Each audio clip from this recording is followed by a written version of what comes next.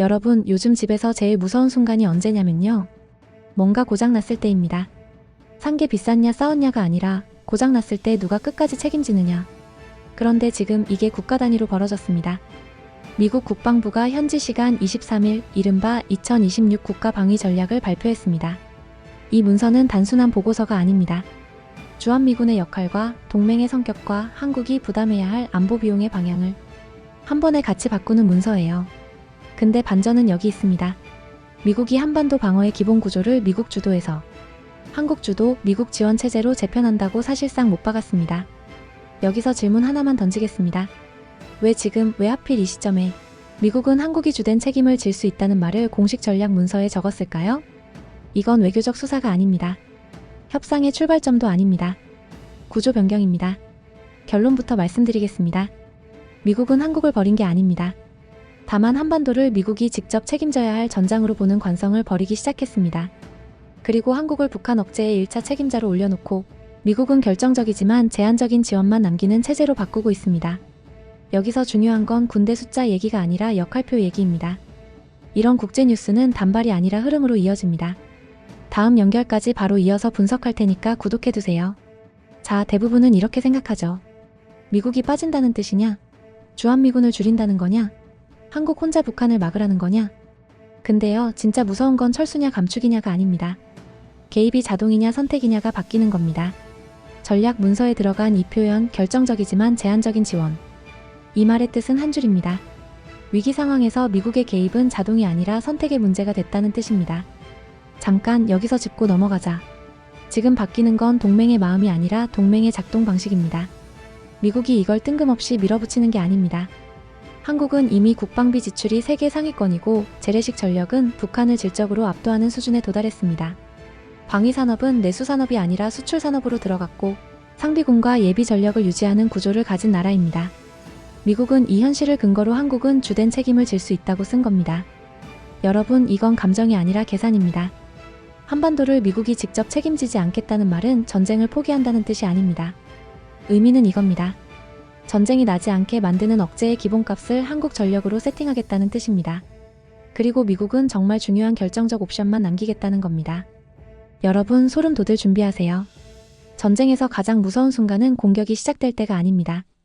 책임이 이동하는 순간입니다. 책임이 이동하면 돈이 이동하고 지위가 이동하고 위험이 이동합니다. 그리고 그 위험의 첫 줄이 한국으로 넘어오고 있다는 걸 미국이 문서로 찍어버렸습니다. 그래서 주한미군을 봐야 합니다. 여기서 포인트는 병력 숫자가 아니라 성격과 역할이에요. 주한미군이 북한 억지를 위한 전방 고정. 전력에서 중국을 포함한 지역 환경에 대응하는 유연 전력으로 바뀔 수 있다는 흐름. 이게 바로 미국이 말하는 태세 업데이트입니다. 여기서 두 번째 반전이 나옵니다.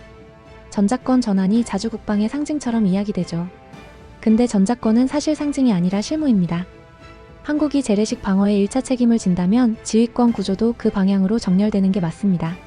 즉, 미국이 한국의 역할을 넘기고 싶다면 전작권 전환은 오히려 운영상 편한 카드가 됩니다.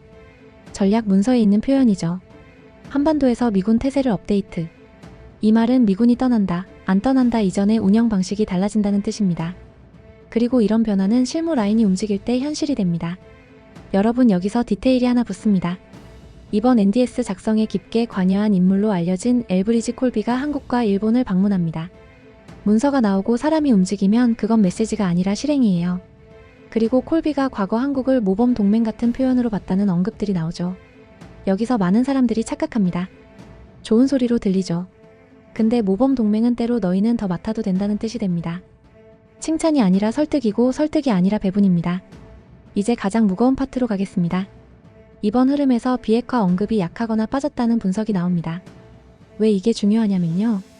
단어 하나가 목표의 성격을 바꾸기 때문입니다. 비핵화는 없애는 것이고 관리하는 건 남겨두는 겁니다. 미국은 북한 핵을 미국 본토에 대한 현존하는 위험으로 표현하는 프레임을 쓰고 있습니다. 그러면 미국의 최우선 목표는 단순해져요.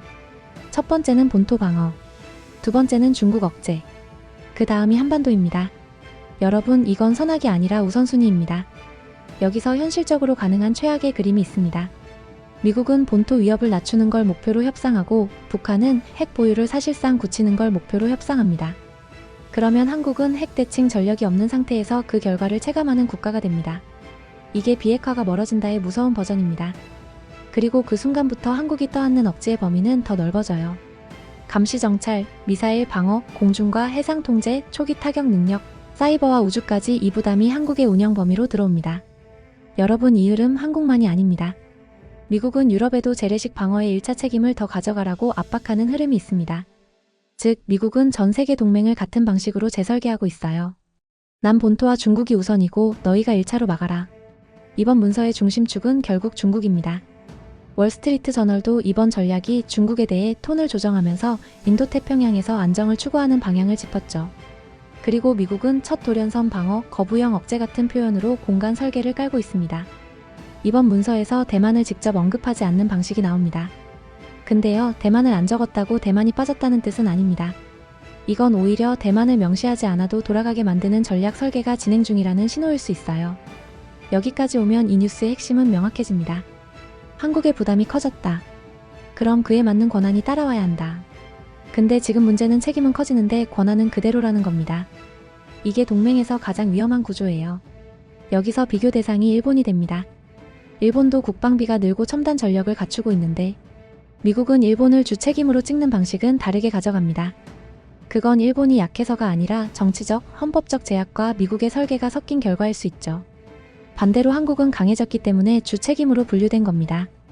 여러분, 동맹은 사랑이 아닙니다. 거래입니다. 거래의 기본은 상호성입니다. 미국이 책임을 주면 한국도 권한을 가져야 합니다. 전작권은 형식이 아니라 실제여야 하고 확장 억제 협의는 선언이 아니라 의사결정 참여로 바뀌어야 합니다. 오늘 결론은 이겁니다. 이번 문서는 위기의 신호라기보다 분기점입니다. 한국이 이제 책임을 떠안는 나라로 남을 것인지 책임을 관리하고 조건을 설계하는 나라로 갈 것인지 선택해야 하는 분기점입니다. 미국은 이미 계산을 끝냈습니다. 이제 질문은 미국이 아니라 한국 자신에게 돌아옵니다. 책임을 감당할 준비가 되었느냐가 아니라 그 책임에 상응하는 지위를 요구할 준비가 되었느냐. 이건 단순한 뉴스가 아닙니다. 구조입니다. K-아우라와 함께라면 세계는 단순히 뉴스가 아니라 구조로 보입니다. 여러분의 의견은 어떠신가요? 자유롭게 댓글로 남겨주세요.